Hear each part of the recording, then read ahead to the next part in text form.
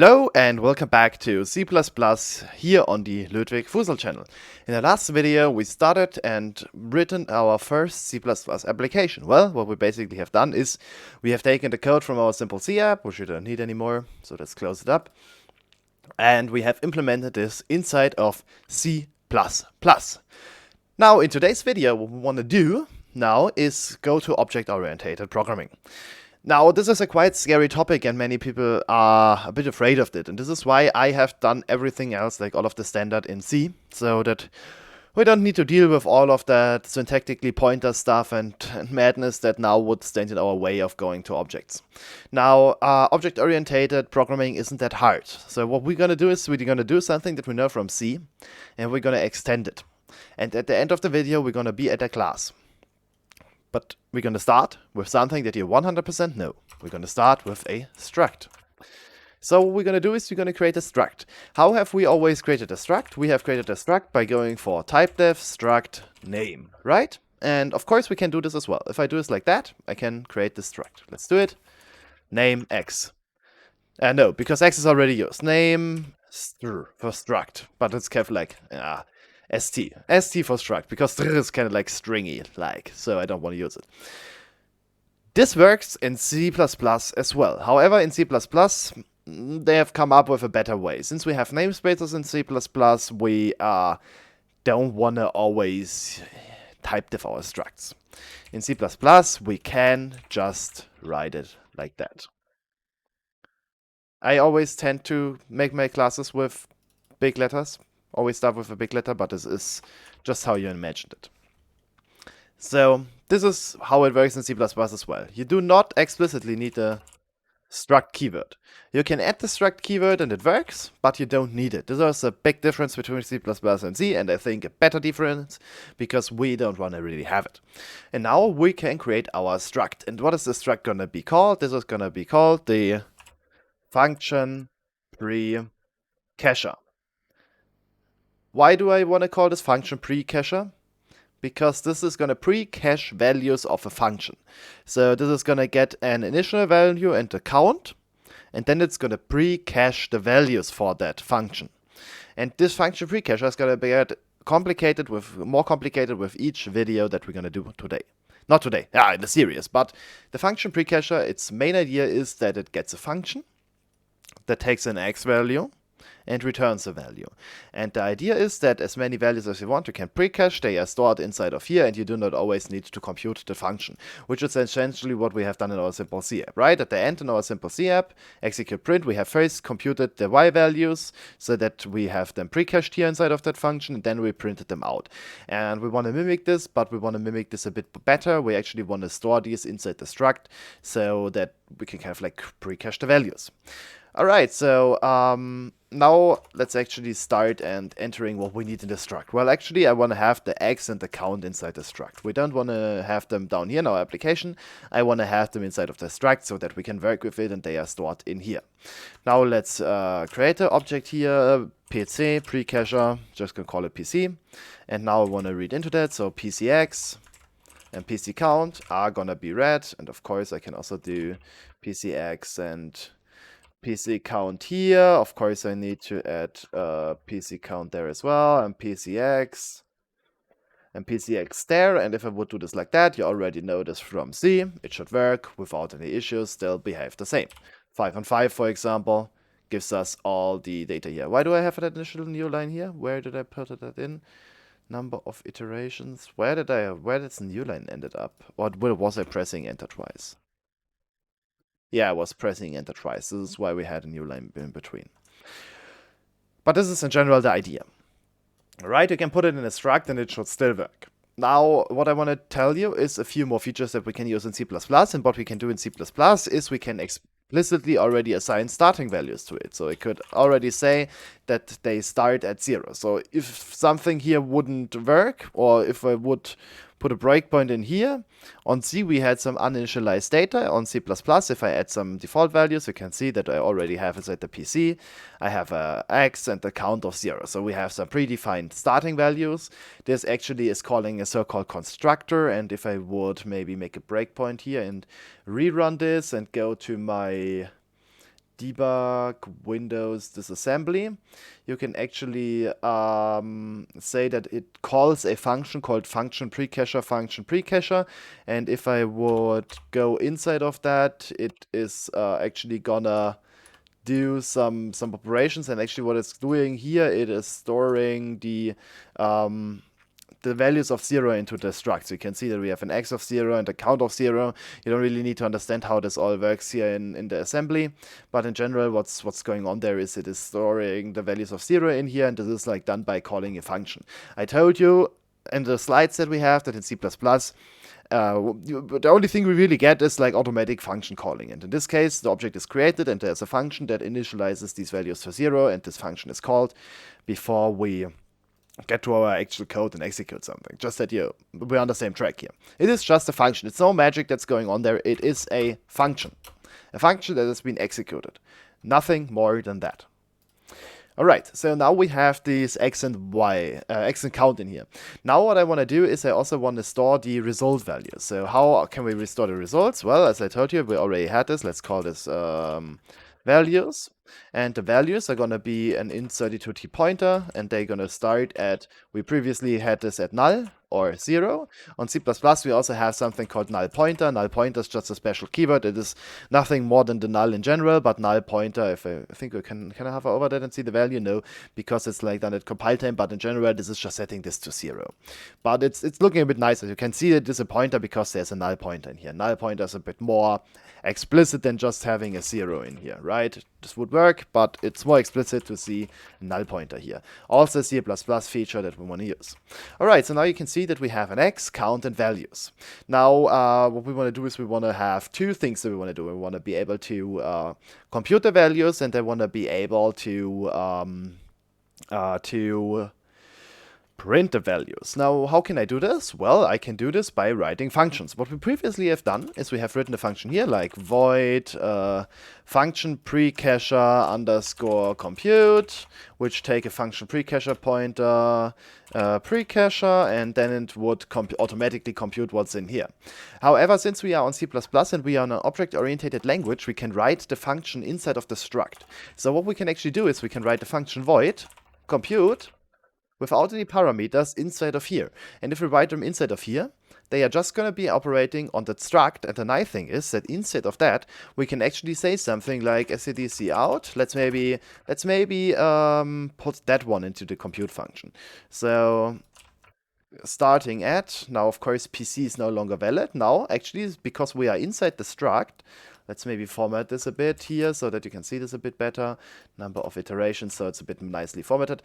Actually, now you can see PC is no longer valid because yeah, we don't have it as a parameter. Now, previously, we would have a pointer in here, and we would have PC, and we would need to replace this with PCX and PC count. Of course, we could do this, but the thing is, we are object-oriented. So if you are writing a function inside a struct, if it is inside the struct, it already has access to the struct's data on which the function is called. So we don't need a parameter at all. We can just plainly use x and count inside the function, and this x and count is now referring to the data that is up here.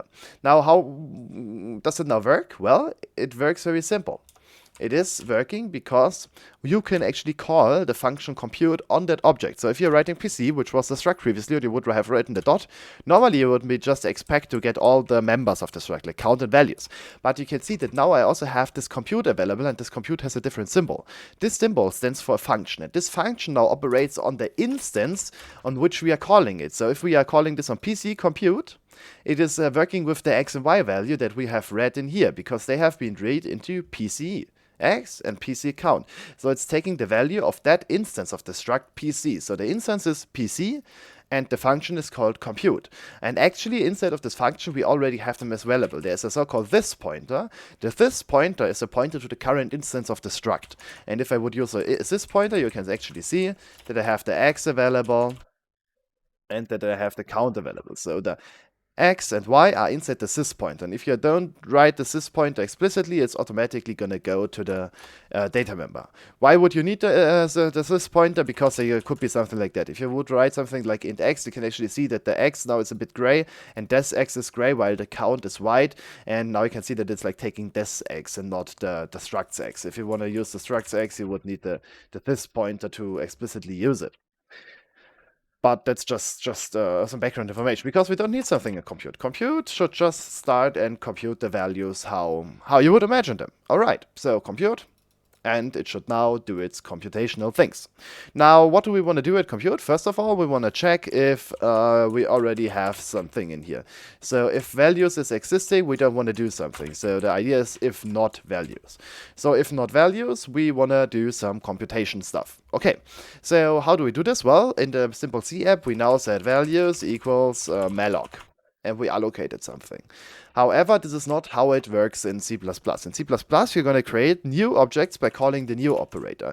New operator is something like calling malloc and properly initialize data. As I've told you, malloc is just giving you some memory. The memory of malloc can be initialized at some random values.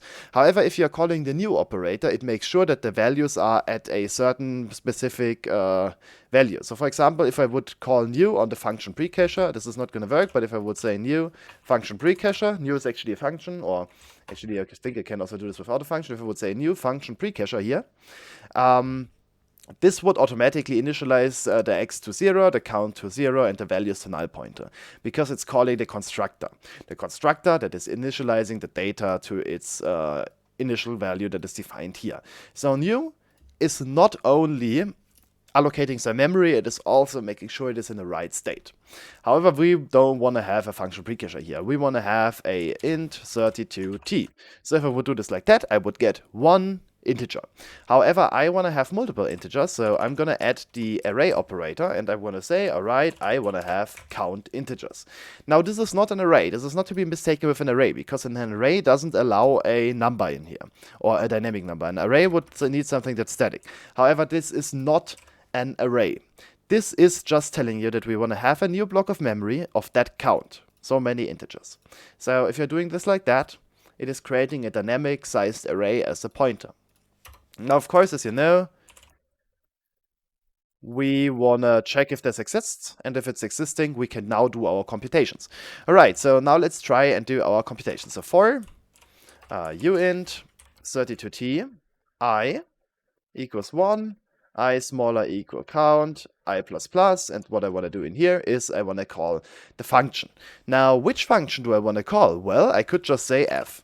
However, that's not what I want to do. So what I could say is like values at I minus 1 equals f from I times x, something like that. This would definitely work. However, the function f is not valid inside of the struct. In a struct, you should only use everything that is dependent on it. And is the function f really dependent on it? No, the function f is not dependent on it, because the function f is inside a global namespace. This function could like change. We could do this like a new function. It's not called f. So this, our class, our struct here, should not limit us to actually use the function f for computation. So what we rather have is a function pointer to the function that is actually doing the computation. So let's do this in 32t pointer. Let's call this function. And the parameters are going to be in 32t, and you can also like add the x here, so that's looking a bit more nicer. So we actually want to have the function here as a parameter here, and let's initially put this to, I think, null pointer. Does that work? Yeah, that works. So that we have the function set to something invalid. So if not values and the function is valid, then I want to do something, and instead of calling f, I want to call the function here.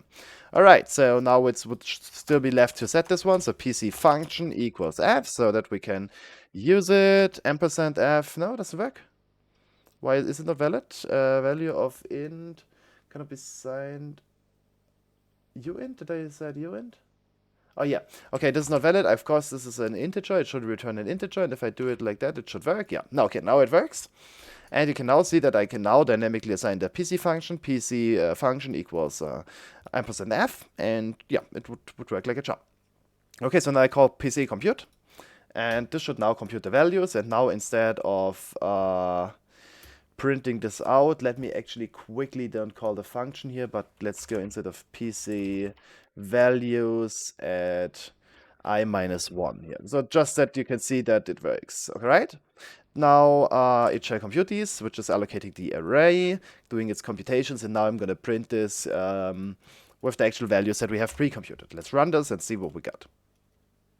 Alright, so let's start by 5 and do 5 iterations, and you can see we are still getting the same output, so it kinda works. Alright, so now let's tidy this a bit up. What is wrong with that function? Well, there is one thing wrong. The first thing that is wrong is that we are never freeing the values. We are never freeing them. Alright, so let's write a function for freeing them. So let's have a function compute and let's have a function release. The function release shall release all pending data. So if values is existing, I want to actually do something with that and I want to free them. Normally you would call it a free function, however, in this case you don't want to call free because we allocate it with new and not with malloc. And if we are allocating something with new, we want to delete something with delete. And what we want to delete? We want to delete the values. And we have another issue in our code. What is the issue in our code? Well, we allocated new with a certain size. And if we are deleting something, we also need to tell it that we have deleted this with a size. So what we need to do is we need to call delete with the array operator. We don't need to put numbers in here. We just need to tell it that it is an array so that it can properly delete this. If we just have one object which you allocate without the brackets, you just can call a normal delete, but you need to call the delete with the brackets if you want to delete an array. Now, another thing that I need to do is I need to set my values to null pointer again, because somebody might use it again. Alright, so now it's good. And actually what I want to do now here is I want to do some more stuff actually. Actually what I want to now do is I actually want to call the release function before I compute this or before I redo this. So what I want to do here is I want to check if the function is valid that I'm trying to use for computations. Then I want to call release and then I want to reassign my values so that I'm going to release old data and then I'm going to recompute this. This is just going to make sure that I can call compute multiple times with different x and count, for example, or a different function even. So that you can do this multiple times. So compute, release, okay, works very simple. And this is actually everything that we need. The only thing that we now need to make sure is we need to make sure that release is also called. So let's call PC release down here so that we are able to also free the data and don't have any memory leaks. Let's try this out again. 5 and 5, still doing the same thing, but now data is properly released. Now there's one thing missing. There's one thing missing that is printing the data to the screen. So let's add a function here. So void print. So printing all the values that we have. So if values is there, we want to do something. Maybe one thing that I've could checked above here is that count is bigger than 0 here. This makes sense as well, so that we don't compute if it's smaller. Alright, so if our values are valid, we actually want to start counting. Alright, so let's copy that one and call print here to make sure that this all looks good. And now instead of PC count, I'm just going to use count, and then we're just going to use x, and then we're just going to use values here because it's inside the class. And if I would run this, we should still get the same output. 10 and 5, for example. Yeah, still works. And everything is nice and easy. And yeah, this is actually how object-oriented programming works. We have now created a class. Oh no, it's a struct. But in reality, a struct is a class. The only thing left to do is now to actually scare you away from the class. I want to have this not as a class. I want to have this now properly exposed. I want to have this as a class. Now, if I change the keyword from struct to class, you're going to see that bad things happen. Everything is red. Well, this is because, of course, the struct and the class are still different. What is the difference between a struct and a class? Well, main point of object-oriented programming is data encapsulation. So the idea is in general that you can actually specify if data is visible outside of the class or just inside of a class.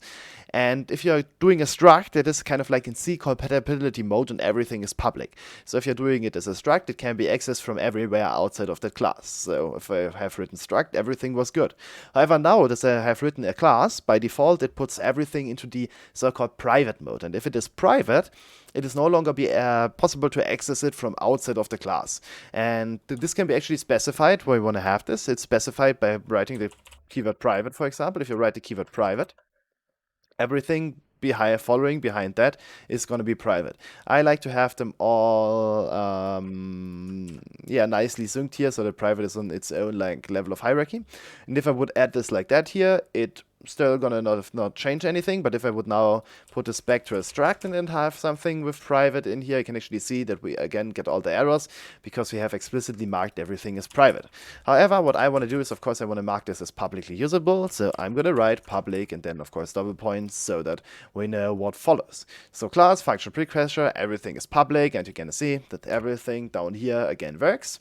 If I would run this, code still doing the same thing. Alright, so now that we have private and public in here, let's actually make use of it. And let's consider every variable if it shall be public or private, and every function. Alright, x and count, these should be definitely public for now. I'm gonna change this in the future, but for now they should be public because we need them down here. We need to access them. What do we need with the values? Do we actually need the values to be public? No, actually not. Actually, the values are not public. The values are actually private since we don't need to access them outside of the class. We don't need to really access the values. Currently, we just compute and print them. So let's put them as private. Now again, of course, the functions, make them public again because the functions are something that we interact with. We want to interact with compute and release and print to compute, release and print. We need this. So these need to be public again. And now something that's good practice. We in C++ always want to have our variables at the bottom of our class. Want to have them here. Down at the bottom. Variables at the bottom. Code at the top. If I would run this like that, I should still get the same output here. But what we can no longer do now, since we have flagged the values as private, we can no longer access the values. You can see that we have count function and x, but we don't have the values available here. Values, it's going to say that it's inaccessible. Member function precached values is inaccessible. So you can see no access to my values. And yeah, that's in general how the idea works. Now there are a few things that I'm not fine with. There are a few things that I don't like.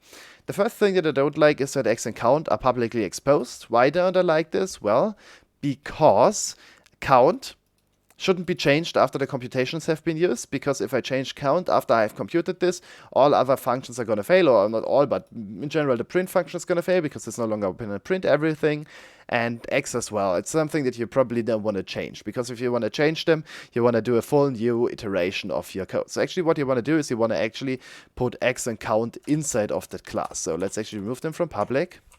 Let's keep the function in here still public. And actually what we want to do, we want to have them all inside of our code here. And actually the same also goes for our function. Our function is also something that we don't want to have there. Now, as you can see, if I do this, we're going to have some issues because x and count can be no longer accessed. And actually now we need to have a way to actually get this into there. Actually what I want to do is I want to quickly remove this from here and actually want to move the PC down here, because the PC is actually just related with processing but not with the input and output of data. So what I'm going to do here is I'm going to move the x again outside of the class. So I'm going to move the x in here. The same with the count. I'm going to move them just outside of the class and back again in here so that we can read them in our application. And now we just need a way to get them inside the function precacher. And now there's just one thing left to do. We need to have a way to get the x, count, and our f inside of our PC. And how are we going to do this? Well, we are going to do this with a function. Now, what you could do is you could write a very simple function. You could write a function setup.